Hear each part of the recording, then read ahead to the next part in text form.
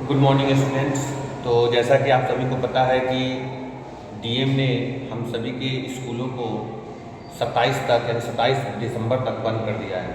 तो हम लोगों ने क्या किया है कि इसी के एवज में हम लोगों ने, ताकि आप लोगों का जो स्टडी है वो बाधित न हो, इसके लिए हम लोगों ने क्या किया है, तो ऑनलाइन क्लास की शुरुआत की है। ठीक है, तो आज से हम लोग 3 से 4 दिन तक आपके साथ रहेंगे और ऑनलाइन के माध्यम से अपनी स्टडी को आगे बढ़ाएंगे।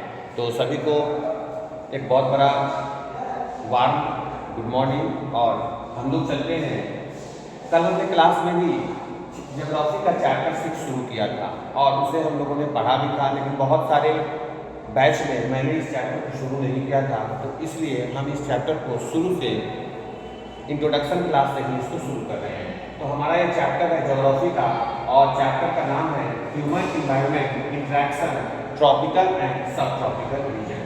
सबसे पहले अगर इसके बारे में बात करें, यानी अगर हम बात करें इसके इंट्रोडक्शन के बारे में, तो ये एक ऐसा चैप्टर है जिसमें हम लोग ह्यूमन का इन्वायरमेंट के साथ इंट्रैक्शन देखेंगे। यानी हमारा जो इंट्रैक्शन है, हमारी जो उनके साथ जो लगाव है, हमारा जो उनके साथ इंट्रैक्शन है वो कैसा है, उसके बारे में हम लोग बात करेंगे। ठीक है ना। साथ ही साथ हम लोग ये भी देखेंगे कि दुनिया में ट्रॉपिकल और सब ट्रॉपिकल रीजन जो है ये कहाँ कहाँ आता है और इन सब के बारे में भी हम लोग डिस्कस करेंगे। जैसा कि आपने देखा था कल कि एक कैरेक्टर है, नाम है रेणुका।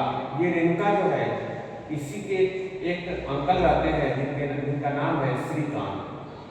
रेणुका जो है वो काफ़ी एक्साइटेड होती है क्योंकि जो श्रीकांत जी हैं ये बहुत दिनों बाद, और ऐसा एनसीईआरटी में लिखा भी है कि ये 4 महीने बाद घर लौट रहे हैं। कितने महीने बाद? ये 4 महीने बाद घर लौट रहे हैं। और रेणुका जो है काफ़ी एक्साइटेड है कि उसके अंकल जो है वो 4 महीने बाद घर आ रहे हैं। एक्साइटेड होने का बहुत सारा कारण है क्योंकि जो श्रीकांत जी हैं ये एक वाइल्ड लाइफ फोटोग्राफर है। ये क्या है? तो सर ये एक वाइल्ड लाइफ फोटोग्राफर है।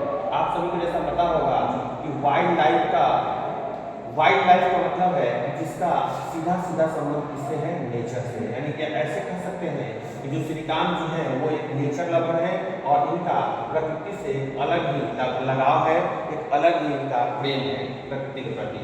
तो रेणुका जानना चाहती है कि आखिर उसके अंकल ने ये जो फोटो लिए हैं वाइल्ड लाइफ का वो कैसे फोटो है, और उसी को देखना चाहती है। और देख करके ये भी सवाल पूछती है कि अंकल बताइए, ये जो आप फोटो लेते हैं वाइल्ड लाइफ का ये कितना ज़्यादा खूबसूरत है। साथ ही साथ उनके अंकल ये भी बताते हैं कि जब हम अलग देशों में जाते हैं तो उनका सबका एक ड्रेसिंग सेंस अलग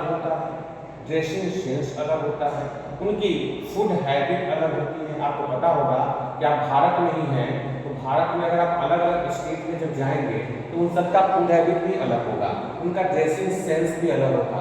यानी कुल मिलाकर अगर बात करें तो उनका लैंग्वेज भी अलग होगा। आपने देखा भी होगा उनके लैंग्वेज भी अलग होंगे। साथ ही साथ अगर पूरी तरह से बात करें तो उनका कल्चर भी अलग होगा। यानी ये सारी चीज़ें हैं जो समय टू समय प्लेस टू प्लेस क्या करती है, डिफर करती है। आप चले जाइए अगर बंगाल में तो वहाँ के लोगों का फूड हैबिट अलग है, वहाँ के लोगों का ड्रेसिंग स्टाइल, ड्रेसिंग सेंस अलग है, वहाँ के लोगों की भाषा अलग है, वहाँ के लोगों का अपना जो कल्चर है, वहाँ के लोगों का जो अपना संस्कृति है, अपना जो राइट एंड रिचुअल्स है, जिसको रिचुअल्स करते हैं, रीति रिवाज, ये जो है ये सारी चीज़ें हैं वो अलग अलग है। इन सब के बारे में उसके जो अंकल हैं वो बताते हैं कि देखो मैंने बहुत जगह भ्रमण किया है और भ्रमण करने के दरमियान हमने ये देखा है कि जो लोग हैं उनकी क्या है, उनकी भाषा बदल रही है, उनके फूड हैबिट्स बदल रहे हैं, उनके ड्रेसिंग सेंस बदल रहे हैं। ये सब सुनकर के रेणुका जो है वो काफ़ी एक्साइटेड होती है। और उसके सामने उसके जो अंकल हैं उन्होंने एक फोटो भी एक प्रेजेंट करते हैं। यानी एक फोटो का प्रेजेंटेशन भी होता है उनके अंकल के द्वारा। और इस फोटो में वो देखती है कि लोग जो हैं वो अलग अलग डिफरेंट टाइप्स ऑफ क्लॉथ को पहने हुए हैं। और ये भी पता चलता है उस फोटो से, एक फोटो है एनसीईआरटी में, आप लोग देखिएगा अगर आप लोगों के पास किताब है और होना भी चाहिए तो उसमें आप देखिएगा कि उस फोटो जो है वो बहुत कुछ बताता है। वो जो आपका फिगर है जो एनसीईआरटी के फर्स्ट पृष्ठ पे ही दिया है वो बहुत कुछ बताता है। सबसे पहले तो ये बताता है कि अलग अलग जगह के लोग जो हैं वो अलग अलग वेदर को क्या करते हैं, तो अलग अलग वेदर को प्रेफर करते हैं। जैसे आप इंडिया में चले आइए तो इंडिया में आप देखिएगा आज हमारे यहाँ कड़ाके की ठंड पड़ रही है, लेकिन क्या ऐसा ठंड महाराष्ट्र, गुजरात वगैरह में पड़ रहा है तो आपको पता चलेगा कि नहीं सर वहाँ का जो टेम्परेचर है अभी भी इतना कम नहीं है। जब लेकिन अगर बात करें, ठीक है, तो आप अगर बिहार यूपी में चले आ जाइए, बिहार प्लस यूपी, यानी ये एक ऐसा क्षेत्र है जिसको हम लोग नॉर्दर्न प्लेन कहते हैं। क्या कहते हैं सर इसको हम लोग नॉर्दर्न प्लेन कहते हैं। और जहाँ भी आप नॉर्दर्न प्लेन देखिएगा वहाँ पे अभी कड़ाके की ठंड पड़ रही है। अब इसका बहुत बड़ा कारण है, इसका कारण है हिमालय का हमारे से क्या होना, बहुत पास होना। ठीक है ना, आपको पता होगा कि हिमालय जो है यहाँ से क्या पिघलता है, यहाँ से बहुत सारे स्नो हॉल्ट वगैरह जो है वो क्या होते हैं, तो वो फ्रोजन होते हैं, और फ्रोजन होने के कारण यहाँ पर ठंड ज़्यादा पड़ता है। ये एक ऐसा इलाका है जिसको आप हिंदी में अगर समझे तो एक मैदानी इलाका है। और मैदानी इलाकों में ये जो आप नवंबर दिसंबर और जनवरी का जो महीना होता है, ये काफ़ी क्या होता है, तो ये इस महीने को हम लोग विंटर सीजन के नाम से जानते हैं। तो हमारे यहाँ तो बहुत ज़्यादा सर्दी पड़ रहा है, तो इससे साफ है कि जो नेचर है वो हमेशा बदलते रहता है। आपको पता है कि हमारे यहाँ विंटर, समर और क्या होता है, रेनी सीजन होता है। सिमिलरली अगर देखा जाए तो वर्ल्ड में भी बहुत सारे ऐसे जगह हैं जहाँ पे समय के अनुसार यहाँ पे सीजन चेंज होते हैं। ठीक है, इसीलिए हम लोग आगे अगर इस चैप्टर में बढ़े तो आगे हम लोग को देखा जाएगा कि एक रिवर है, नाम है अमेज़न रिवर। क्या नाम है, अमेज़न रिवर। और एनसीईआरटी का ये जो है आपका एक टॉपिक है life in the Amazon river. ठीक है, यानी अमेज़न रिवर जो है, आपको पता है अमेज़न रिवर आप पढ़े होंगे। अमेज़न रिवर के बारे में बात करें तो सबसे पहले अगर इसकी बात करें लोकेशन के बारे में, तो इसका जो कॉन्टिनेंट है वो है आपका कौन सा, तो साउथ अमेरिका। यानी ये जो है अमेज़न रिवर जो है वो साउथ अमेरिका में आपको देखने को मिलेगा। अगर बात करें तो एनसीईआरटी में रिवर ना दे करके वहाँ पे अमेज़न बेसिन दिया है। क्या दिया है, अमेज़न बेसिन। तो थोड़ा सा समझेंगे कि आखिर ये बेसिन और रिवर में क्या अंतर है। जनरली देखा जाता है कि रिवर एक किसी खास रिवर को बोलते हैं, लेकिन उस शब्द में अगर जैसे ही बेसिन लग जाएगा तो बेसिन का मतलब होता है कि अमेज़न रिवर तो है ही, अमेज़न रिवर तो रहेगा ही, साथ में इसकी जितनी भी ट्रिब्यूटरीज हैं वो सब इसमें ले लिया जाएगा। यानी ट्रिब्यूटरी समझ रहेगा, ट्रिब्यूटरी का मतलब होता है स्मॉल रिवर। या यूँ कहिए कि जो अमेज़न में वैसी नदियाँ जो जाकर के मिलती हैं उन्हीं को हम लोग ट्रिब्यूटरीज कहते हैं। तो जब ट्रिब्यूटरीज प्लस अमेज़न रिवर ये दोनों मिल जाएंगे, इसी को हम लोग अमेज़न बेसिन के नाम से जानेंगे। जैसा कि आपको गंगा बेसिन के नाम से भी आपने सुना होगा, ब्रह्मपुत्रा बेसिन के नाम से भी आपने सुना होगा। तो बेसिन का मतलब सीधी सीधे होता है कि जब उसमें कोई भी ट्रिब्यूटरी जाकर के या फिर बहुत सारी ट्रिब्यूटरी जाकर उसमें मिल जाए तो वो पूरा जो एक ड्रेनेज सिस्टम बनेगा, उसी को हम लोग बेसिन कहेंगे। क्या कहेंगे, उसको हम लोग बेसिन कहेंगे। और इसके बारे में विस्तार से आप क्लास 9 की ज्योग्राफी में पढ़ेंगे, जहाँ पे हम लोगों को पढ़ना है गंगा और ब्रह्मपुत्रा बेसिन के बारे में। तो फिलहाल हम लोग यहाँ बात करेंगे अमेज़न बेसिन के बारे में। ठीक है ना, ये एक ऐसा क्षेत्र है अमेज़न बेसिन वाला जहाँ पे हम लोग बात करेंगे कि यहाँ के लोग कैसे हैं, यहाँ का क्लाइमेट कैसा है। तो इन सबको हम लोग अच्छे से देखने वाले हैं। तो सबसे पहले हम लोग बात करेंगे अमेज़न बेसिन के बारे में। ठीक है, बेसिन शब्द आपको समझ में आ गया होगा, बेसिन सब समझ में आ गया। बेसिन का मतलब किसी का समझ लीजिए, बेसिन का मतलब होता है अमेज़न रिवर तो है ही, साथ ही साथ इसकी जितनी भी ट्रिब्यूटरीज हैं जब ये साथ में जाकर के मिलेंगी, ठीक है, तो ये बेसिन बनाएगा और ये बेसिन कहलाएगा अमेज़न बेसिन। तो इसको एक बार स्क्रीनशॉट कर लीजिएगा क्योंकि हम लोग इसके आगे चलने वाले हैं।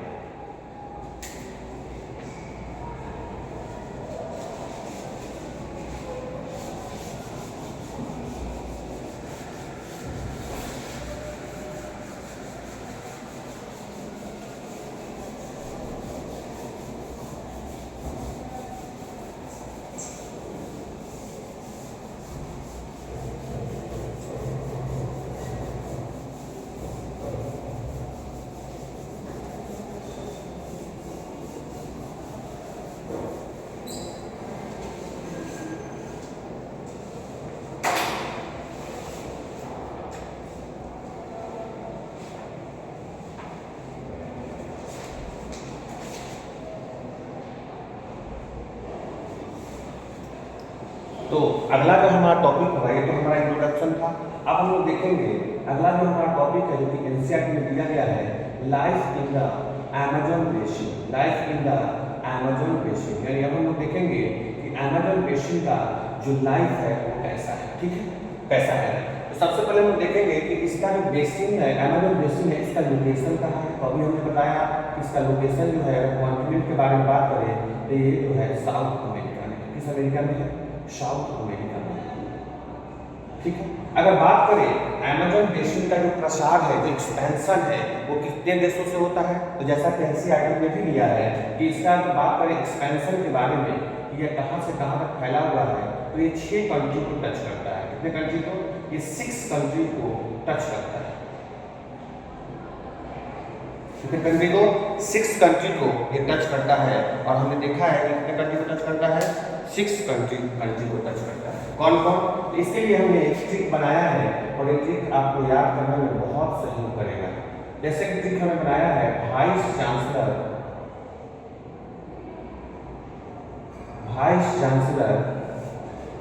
educated the pupils to be brave and bold। देखिएगा, पहला जो वर्ड है वो वाइस है। पहला जो वर्ड है क्या है? वाइस। और इस वाइस का जो वी अक्षर है, वी लेटर जो है ये वी, इससे हम लोगों ने लिया वेनेजुएला। क्या लिया? वेनेजुएला। तो वेनेजुएला जो है ये आपका पहला कंट्री है जो टच करता है किसको? अमेजन बेसिन को। दूसरा हमने देखा चांसलर। ठीक है ना? चांसलर का जो ये सी है, सी से हमने निकाला कोलंबिया। क्या निकाल लिया? कोलंबिया। कोलंबिया जो है ये दूसरा देश है, ये पहला हो गया, ये दूसरा हो गया। दूसरा कंट्री है जो जिसको हम लोगों ने कोलंबिया कहा। एजुकेटेड से हमने ई निकाला, एजुकेटेड से हमने क्या निकाला? ई निकाला। और ई से हो जाएगा आपका इक्वाडोर। क्या हो जाएगा? इक्वाडोर। ठीक है ना? इक्वाडोर जो है ये तीसरा कंट्री है। ठीक है। और आगे हम लोग बढ़ते हैं तो द को छोड़ देना है, तो इसको हम देखिएगा, इसको हमने स्मॉल लेटर से लिखा है। फिर पुपिल, पी से निकालेगा पी, पुपिल्स। पी से आपका हो जाएगा क्या? तो पी से आपका हो जाएगा पुपिल्स। और पुपिल्स से हम लोग निकालेंगे क्या? तो हम लोग इसको देखेंगे तो पी से आपका हो जाएगा पेरू। क्या हो जाएगा? पेरू। पी से क्या हो जाएगा? पेरू हो जाएगा। ये आपका चौथा कंट्री हो गया। ठीक है, पेरू हो गया। बी से अगर बात करें ब्रेव से हम लोग देखेंगे, बी का कैपिटल ये बी, ब्रेव से हो जाएगा बोलीविया। क्या हो जाएगा? बोलीविया। और एक लास्ट है, ये हो गया 5वां कंट्री। और लास्ट में वर्ड बोल्ट से अगर बात करें तो बोल्ट से हो जाएगा आपका ब्राजील। क्या हो जाएगा? ब्राजील।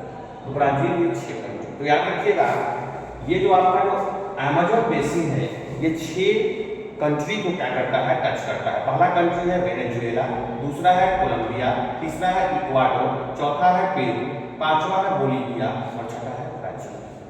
तो ये 6 कंट्री है जिसको अमेजन बेसिन जो है वो टच करता है। अमेजन रिवर मैंने नहीं कहा है, मैंने अमेजन बेसिन कहा। याद रखिएगा, ये बेसिन और रिवर दोनों में फर्क है, जैसा कि मैंने पहले ही बताया है। ठीक है।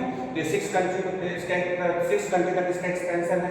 आगे बात करें तो सबसे ज्यादा जो है, सबसे ज्यादा ये ब्राजील में इसका एक्सपेंशन है। लगभग 57.3% जो है इसका एक्सपेंशन ब्राजील में है। किसका सर? तो अमेजन बेसिन का। ठीक है। अमेजन बेसिन का अगर बात करें एरिया वाइज तो सबसे ज्यादा एक्सपेंशन कहाँ है सर? तो ब्राजील में है। और कितना? 57.3%। कितना परसेंट? 53.7% जो है ये आपको कहाँ पर होगा? तो ब्राजील में होगा। इसको एक बार स्क्रीनशॉट करें।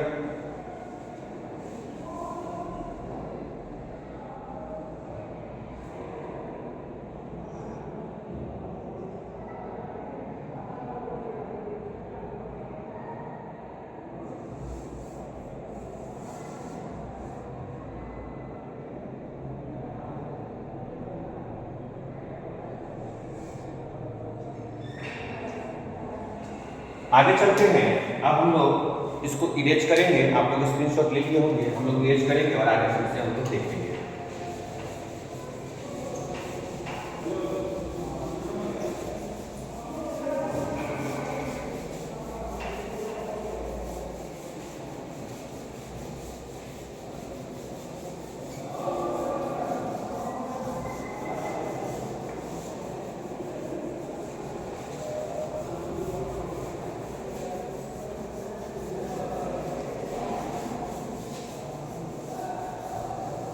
चलिए हम लोग आगे देखते हैं।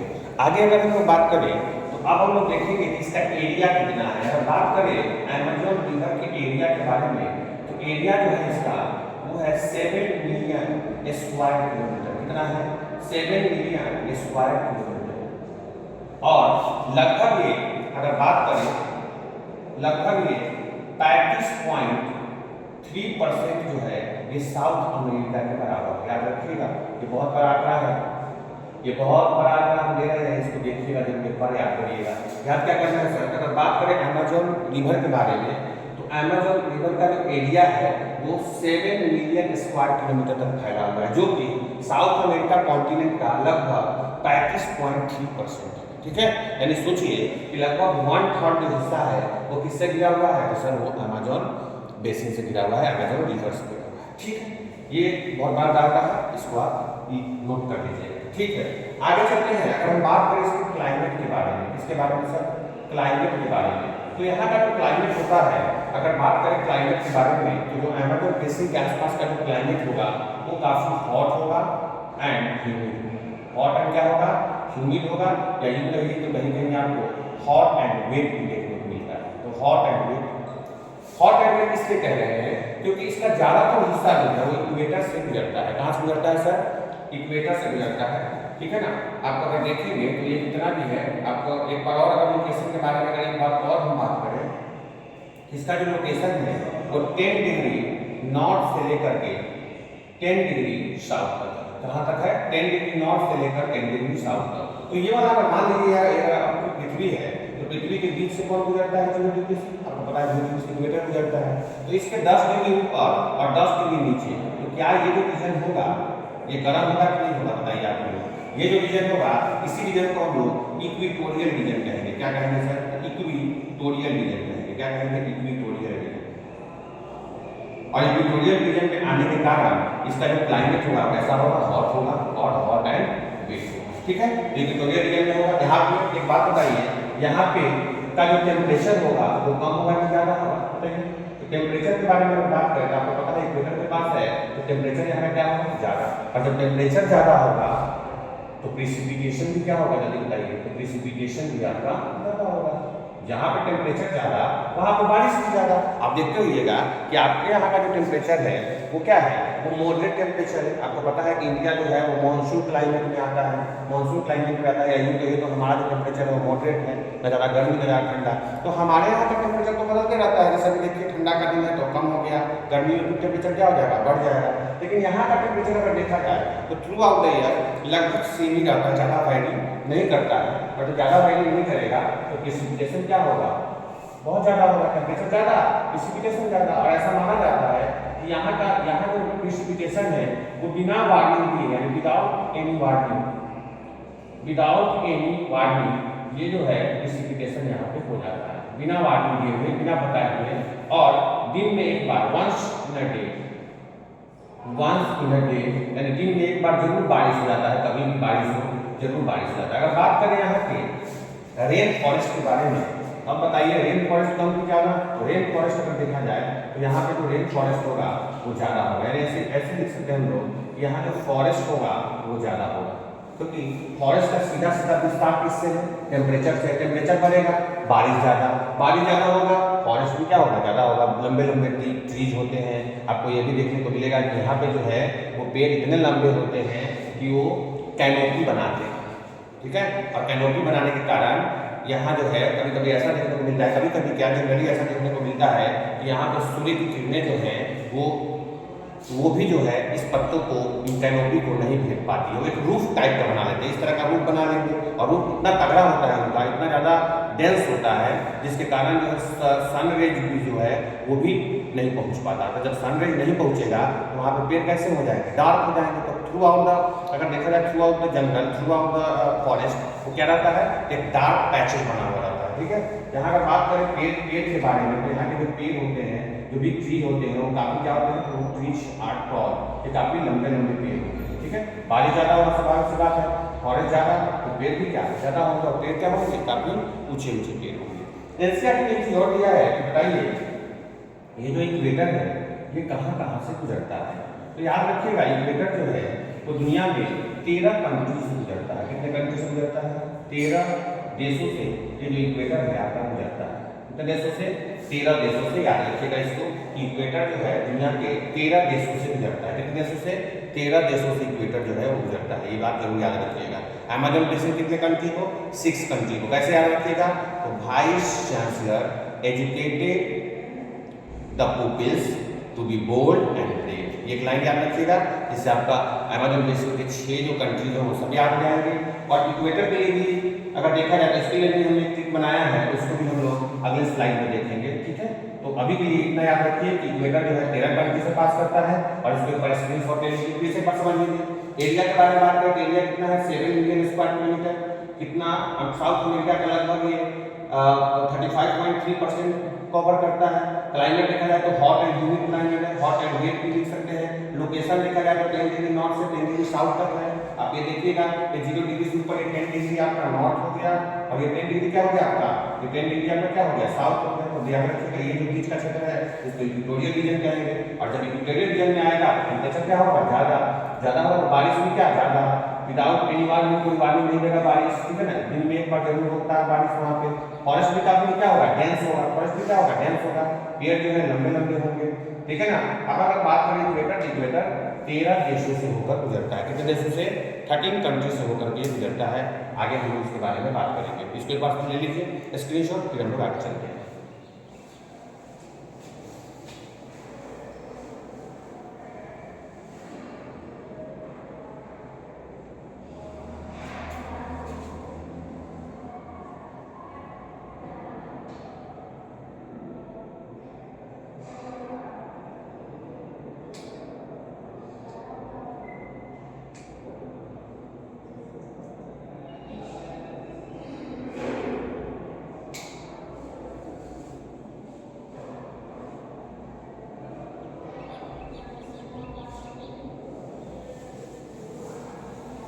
चलिए इसको हम लोग इरेज करते हैं।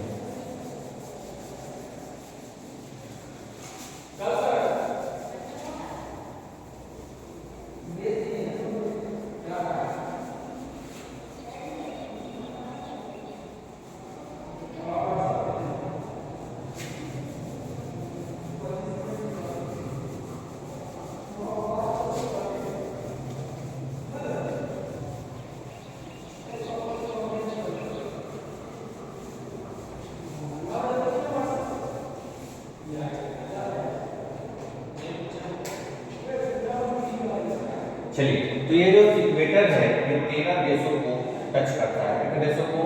इक्वेटर जो है कितने देशों को टच करता है? तो 13 देशों को, 13 कंट्री को टच करता है। इसके लिए जो हमने ट्रिक बनाया है उसकी सहायता से हम याद करते हैं। तो 13 देशों का नाम याद करना आसान नहीं है, इसलिए हम लोग उसको ट्रिक के माध्यम से याद रखेंगे। कैसे याद रखिएगा? हम इसको थोड़ा बीच में लिखते हैं कि SDG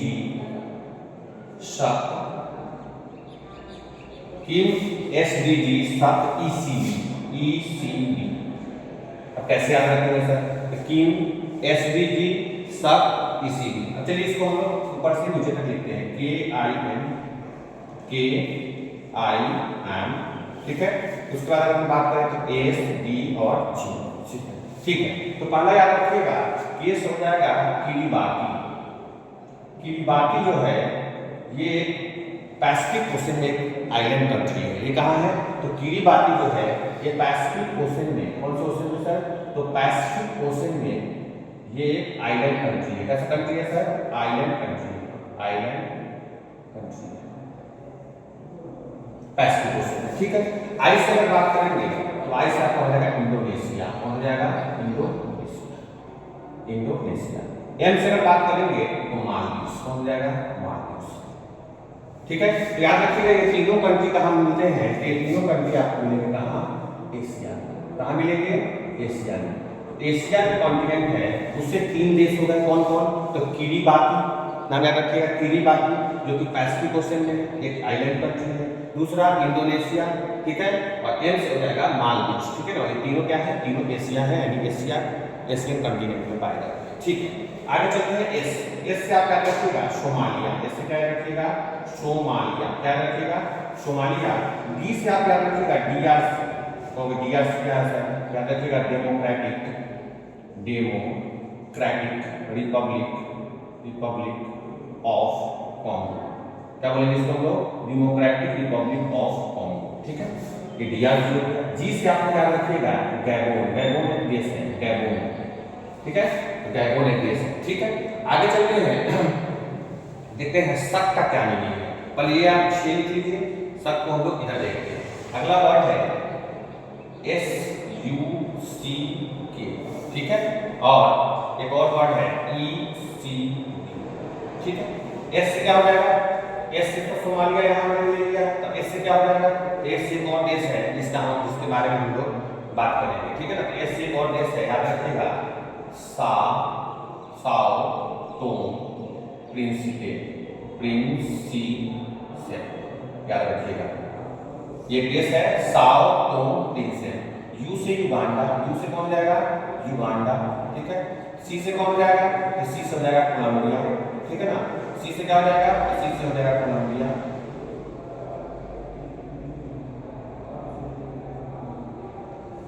सी से क्या हो जाएगा? तो सी से आपका हो जाएगा कोलंबिया। और के से क्या हो जाएगा आपका? के से। तो के से अगर बात करें तो के से क्या हो जाएगा? के से अगर बात करें तो के से अगर देखा जाए तो के से आपका केन्या हो जाएगा। के से क्या हो जाएगा आपका? केन्या हो जाएगा। ठीक है, के से क्या हो जाएगा आपका? केन्या हो जाएगा। के से क्या हो जाएगा? केन्या। केन्या हो जाएगा। और ये सी से अगर देखा जाए तो ये कॉन्गो हो जाएगा। क्या हो जाएगा? कॉन्गो। कॉन्गो ये कौन सा बात? Republic of Congo. Republic of Congo हो जाएगा, रिपब्लिक ऑफ कॉन्गो। ई से बात करें अगेन इक्वाडोर हो जाएगा। कौन हो जाएगा? इक्वाडोर हो जाएगा। इक्वाडोर हो जाएगा। ठीक है, और सी से कौन हो जाएगा? सबसे सी से कौन हो जाएगा आपका? बी से हो जाएगा ब्राजील। बी से कौन हो जाएगा? ब्राजील। और सी से हो जाएगा कोलंबिया। कोलंबिया। याद रखिएगा ये तीनों देश जो है ये कहाँ मिलेंगे आपको? ये मिलेंगे आपको साउथ अमेरिका में। कहाँ मिलेंगे? साउथ अमेरिका में। SOUT साउथ अमेरिका में। कितने में? साउथ अमेरिका कॉन्टिनेंट में। और ये जो 4 है, इधर से 4 और इधर से कितने? 3। ये 3।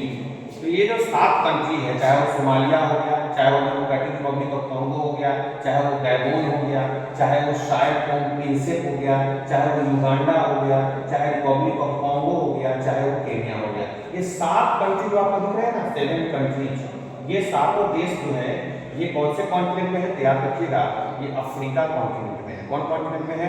अफ्रीका कॉन्टिनेंट में है। इसको याद रखिएगा। पहला 3 कौन से में है? तो पहला 3 एशिया में है। एशिया में भी कहाँ? तो किरिबाती जो है पैसिफिक ओशन में है। ठीक है ना, एक आइलैंड कंट्री है। इंडोनेशिया, मालदीव, ये तीनों अगर एशिया है।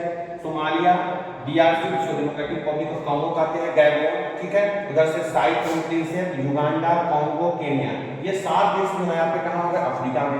आगे चलते हैं कि इक्वाडोर, कोलंबिया, ब्राजील, ठीक है, ये 7 देश जो है कहाँ मिलेंगे? ये 3 देश जो है कहाँ मिलेंगे आपको? साउथ अमेरिका में। कैसे याद करिएगा? तो ये ठीक है आपका कीम STG सक ECB। कैसे याद रखिएगा?